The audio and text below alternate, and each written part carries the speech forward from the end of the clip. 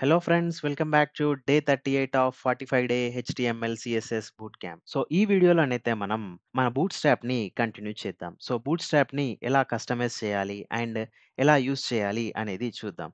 So అందుకోసం నేను ఒక చిన్న ఫార్మ్‌నైతే డిజైన్ చేశాను. సో ఇది మన ఫార్మ్. సో ఇందులో జస్ట్ ఇన్‌పుట్ ఫీల్డ్స్ ఉన్నాయి. అండ్ ఈ సబ్మిట్ అనే బటన్ క్లిక్ చేసినప్పుడు ఇలా ఒక మోడల్ అయితే వస్తుంది. సో దీన్ని మనం ఎలా డిజైన్ చేద్దాము అనేది చూద్దాం. సో ఫస్ట్ మన అప్లికేషన్ అయితే ఈ విధంగా బ్లాంక్‌గానైతే ఉంది. సో ఈ బ్లాంక్‌గా ఉన్న అప్లికేషన్ నుంచి మనం మన ఈ ఫార్మ్‌ని ఎలా డిజైన్ చేద్దాము అనేది ఒకసారి డిస్కస్ చేద్దాం. సో అందుకోసం నేను బూట్‌స్ట్రాప్ వెబ్‌సైట్‌లోకెళ్తాను. సో ఈ క్విక్ స్టార్ట్‌లో మనం స్టైల్స్‌ని ఎలా ఇంపోర్ట్ చేసుకోవాలి అనేది ఇక్కడ ఆల్రెడీ స్పెసిఫై చేసుంటుంది. అండ్ మనం లాస్ట్ వీడియోలో దీన్ని కూడా చూసాం. సో ఇప్పుడు నేనేం చేస్తాను, ఈ కోడ్‌ని తీసుకొని ఇక్కడ పేస్ట్ చేస్తాను. సో ఇప్పుడు నాకు బూట్‌స్ట్రాప్ అనేది నాకు అవైలబుల్‌గా ఉంది యూజ్ చేసుకోవడానికి. రైట్? సో ఇప్పుడు నా అప్లికేషన్‌లో ఏం చేంజెస్ జరిగాయి అనేది ఒకసారి చూద్దాం. సో ఇక్కడ చూస్తే ఇక్కడ నాకు హలో వరల్డ్ అనైతే వచ్చేసింది. ఎక్కడి నుంచి వస్తుంది ఇది? ఇక్కడ నాకు హలో వరల్డ్ అని చెప్పేసింది గదా! ఇక్కడ నుంచి వస్తుంది. బట్ మనకిక్కడ ఫార్మ్‌లో రిజిస్టర్ హియర్ అని చెప్పేసుంది. సో దీన్ని మనం ఎగ్జాక్ట్‌గా యూజ్ చేద్దాం. సో ఇక్కడ హలో వరల్డ్‌ని తీసేసి నేను రిజిస్టర్ హియర్ అని చెప్పేసి యూజ్ చేస్తాను. సో ఇక్కడ ఏంటంటే మనం బూట్‌స్ట్రాప్‌ని యూజ్ చేస్తున్నాం కాబట్టి ట్రయల్ అండ్ ఎర్రర్ అంటే ఒక్కొక్క ఎలిమెంట్‌ని నేను తీసుకొని యూజ్ చేస్తాను. సో కొన్ని కొన్ని సందర్భాలలో ఏదైనా మిస్టేక్ జరగొచ్చు. ఇన్ కేస్ మిస్టేక్స్ అవుతే మనం వాటిని వెంటనే రెక్టిఫై చేసి కరెక్ట్ చేయడానికి ట్రై చేద్దాం. ఇన్ కేస్ మనం మిస్ అవుతే నెక్స్ట్ వీడియోలో వాటిని కవర్ చేద్దాం.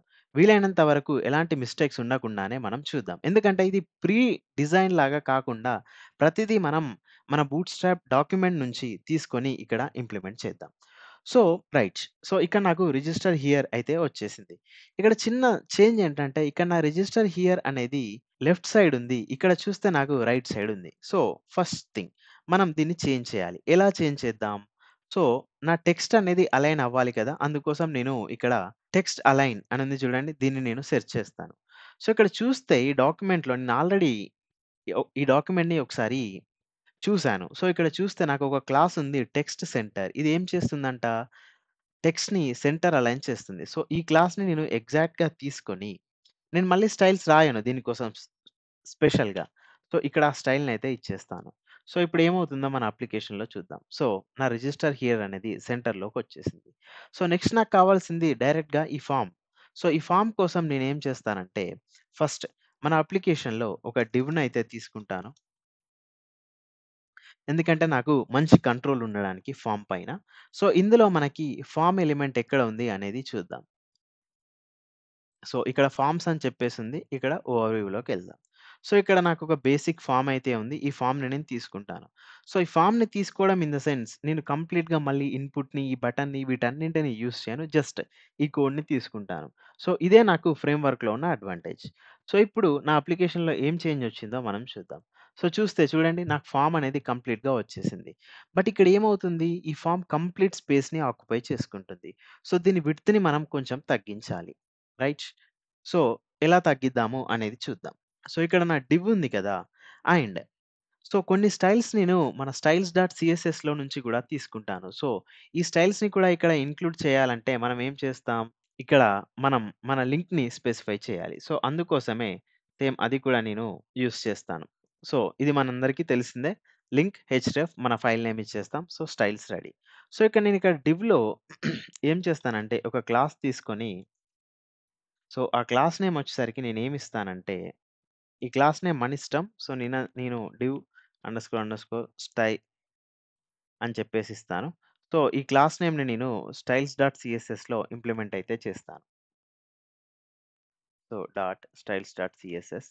సో, ఇక్కడ నేనేం చేస్తానంటే ఫస్ట్ ప్యాడింగ్ ఒక 30 పిక్సెల్స్ ఇస్తాను.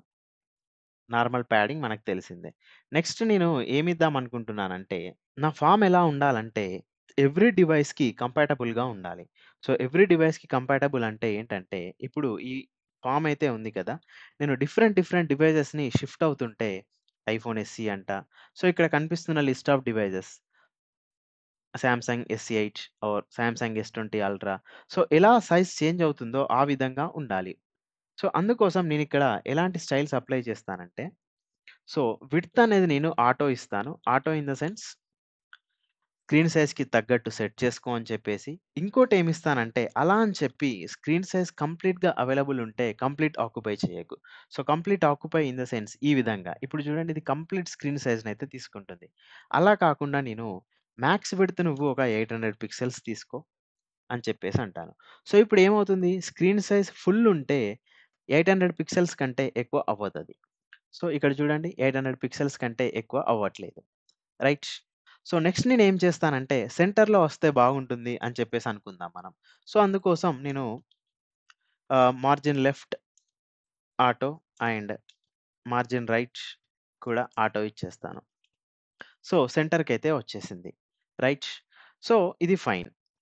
ఇంకొకటి నేను ఏం ట్రై చేస్తానంటే ఈ margin left and margin right అయితే ఏదైతే ఉందో దీన్ని నేను ఇక్కడి నుంచి కాకుండా బూట్‌స్ట్రాప్‌లో ఏమన్నా యూజ్ చేయొచ్చా అనేది కూడా చూద్దాం.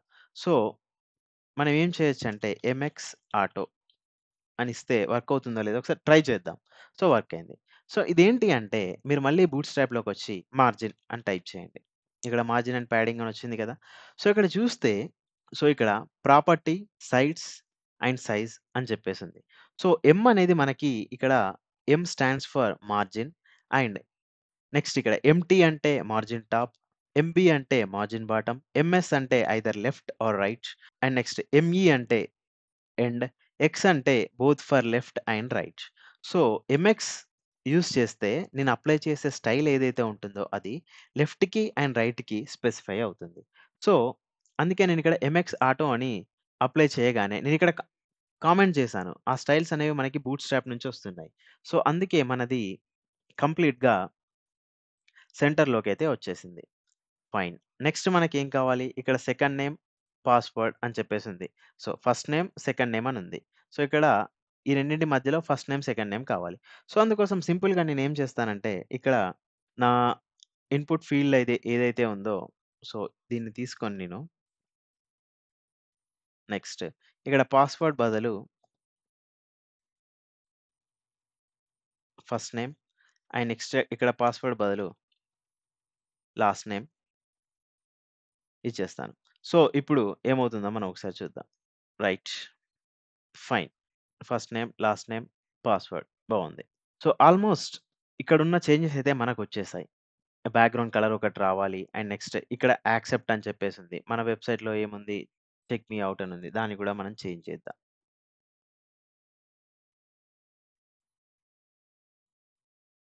యాక్సెప్ట్. సో, టర్మ్స్ అండ్ కండిషన్స్‌ని యాక్సెప్ట్ చేశామన్నట్టు. So, okay. నెక్స్ట్ ఇక్కడ బ్యాక్‌గ్రౌండ్ కలర్ గూడా చేంజ్ చేయాలి. ఈ కలరింగ్ పార్ట్ అనేది నేను ఆహ్, కోర్ డిజైన్ అయిపోయిన తర్వాత డిస్కస్ చేస్తాను. కోర్ డిజైన్ అంటే ఏంటి అంటే, ఇక్కడ మనం ఒకటి చూస్తే ఈ సబ్మిట్ బటన్‌ని క్లిక్ చేయగానే మనకిక్కడ ఒక మోడల్ అయితే వస్తుంది. సో, ఈ మోడల్‌ని మనం ఇంప్లిమెంట్ చేద్దాం. ఈ మోడల్ ఎలా ఉంది అంటే, మనం సబ్మిట్ బటన్ క్లిక్ చేయగానే మోడల్ టైటిల్, సక్సెస్‌ఫుల్లీ రిజిస్టర్డ్ ఇవనేది వస్తున్నాయి. సో, ఈ మోడల్ ఎలా యాడ్ చేయాలి? అండ్ నెక్స్ట్ ఈ మోడల్‌లో ఉన్న టెక్స్ట్‌ని కూడా మనం ఎలా కస్టమైజ్ చేయాలి? అండ్ ఈ కలరింగ్ పార్ట్ ఏదైతే ఉందో, ఫర్ ఎగ్జాంపుల్ ఇక్కడ చూస్తే మనకి బ్యాక్‌గ్రౌండ్‌లో మొత్తం వైట్ కలర్‌లో ఉంది. మీ అందరికీ తెలుసు. మనం బార్డర్‌లో బాడీ బార్డర్‌లో బ్యాక్‌గ్రౌండ్ కలర్ ఇచ్చేస్తే చేంజ్ అవుతుంది. బట్ ఇక్కడ ఇంకోటి చూస్తే మనకి ఇక్కడ దీన్ని హైలైట్ చేసిన ప్రతిసారి ఈ బ్యాక్‌గ్రౌండ్‌లో ఒక షాడో వస్తుంది కదా! ఈ షాడోని ఎలా రిమూవ్ చేయాలి? ఇక్కడ రాదు చూడండి. అనేది మనం డిస్కస్ చేయాలి. సో, అదెలా చేయాలి? ఏంటి? అనేది మనం నెక్స్ట్ వీడియోలో చూద్దాం. సో, ఇప్పుడైతే మనం సింపుల్‌గా ఏం చేసాం? మన హెచ్‌టీఎంఎల్ ఫైల్‌ని తీసుకున్నాం. అందులో ఫార్మ్ ఎలిమెంట్స్‌ని తీసుకున్నాం. దాన్ని ఎగ్జాక్ట్‌లీ యూజ్ చేసాం.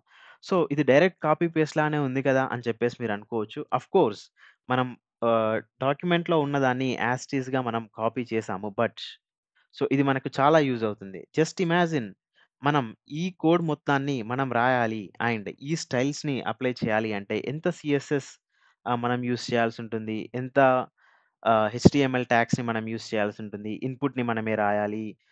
స్టైల్స్‌ని మనమే రాయాలి. విడ్త్ అవన్నీ డిజైన్ చేయాలి. బట్ మనం ఒక్క 3 లైన్స్ ఆఫ్ కోడ్‌ని మనం ఎక్స్‌ట్రా రాసాం. అంతే తప్ప మిగిలిందంతా మనం ఆల్‌మోస్ట్ మన బూట్‌స్ట్రాప్ నుంచయితే తీసుకోవడం జరిగింది. సో, నెక్స్ట్ మనం మోడల్ ఇంప్లిమెంట్ చేద్దాం. అండ్ ఆ మోడల్ తర్వాత ఆ కలరింగ్ పార్ట్‌ని కూడా డిస్కస్ చేద్దాం. సో, ఇది ఫ్రెండ్స్ ఒక ఫార్మ్ ఎలిమెంట్‌ని మనం మన హెచ్‌టీఎంఎల్‌లో ఎలా యూజ్ చేయాలి అని చెప్పేసి. సో, ఈ వీడియో గనుక మీకు నచ్చినట్టయితే లైక్ చేయండి. అండ్ నెక్స్ట్ వీడియో కోసం మన ఛానెల్‌ని సబ్స్క్రైబ్ చేసుకోండి. కంటెంట్ నచ్చితే మీ ఫ్రెండ్స్‌కి ఖచ్చితంగా షేర్ చేయండి. Thank you for watching. Have a nice day.